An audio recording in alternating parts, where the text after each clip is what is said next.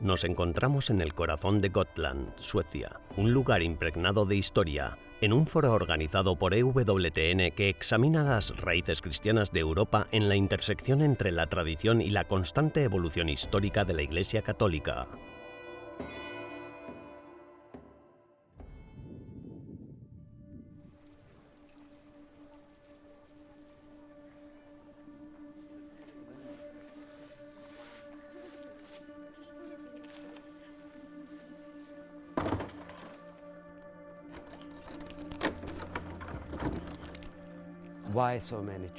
¿Por qué tantas iglesias? Ya he mencionado la razón de dos de ellas, las órdenes católicas. Teníamos dominicos, teníamos franciscanos, teníamos el convento cisterciense justo fuera de la muralla de la ciudad.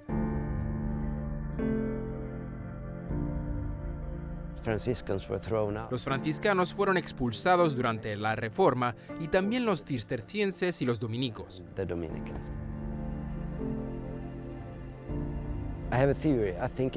Tengo una teoría.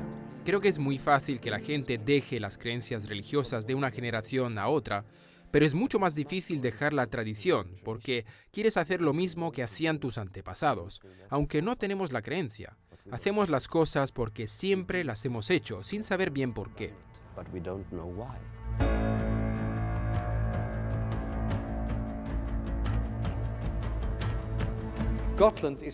Gotland es un lugar sorprendente. Hay una ciudad amurallada. Toda la isla está llena de iglesias. Muestra el increíble florecimiento del cristianismo en la Edad Media. Sin duda, la isla de Gotland era el mejor lugar para dar inicio a este foro.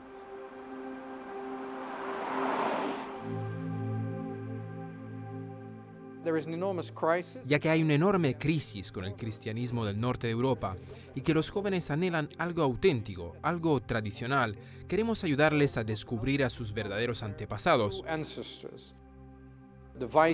a los vikingos y los rangelinos, los europeos del norte, tal y como eran realmente y tal y como eran cuando se hicieron cristianos.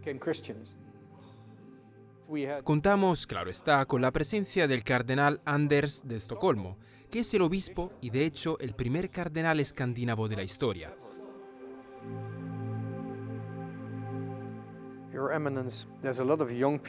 Su eminencia, hay muchos jóvenes que viven en ciudades ruidosas y tienen serias dificultades para encontrar el silencio. ¿Cómo pueden reconquistarlo?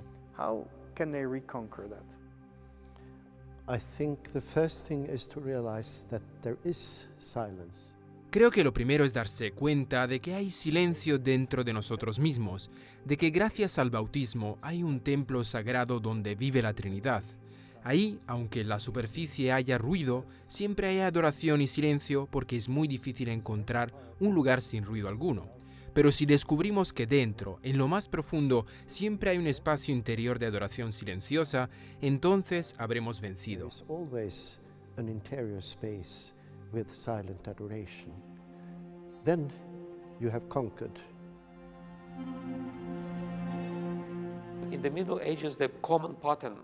En la Edad Media, el patrón común de cristianización era que era la imposición por parte de los gobernantes. Un gobernante adoptaba el cristianismo y luego lo introducía en su pueblo. Pero resulta que Gotland fue más bien una excepción.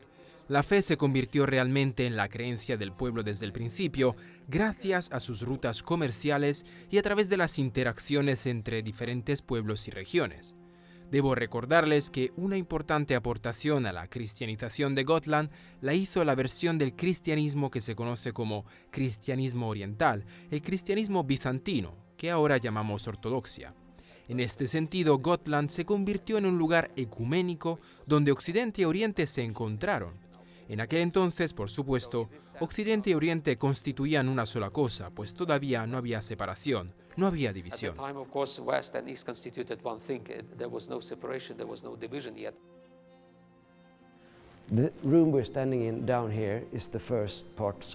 La sala en la que estamos aquí abajo es la primera parte de la iglesia que se construyó. Más tarde, hace 20 años, se construyó esa parte. Y la reliquia de la que estoy hablando está en la pequeña vitrina. Es una pequeña gota de sangre de la túnica, del hábito que llevaba San Juan Pablo cuando le dispararon en la plaza de San Pedro. Después de su muerte y de que lo elevaran a los altares, cortaron pequeños trozos de la túnica y seleccionaron distintas iglesias de todo el mundo. Una de ellas fue esta pequeña iglesia de Visby. A mí me parece asombroso que la historia del mundo se haya trasladado a esta pequeña iglesia del Corpus Christi de Visby.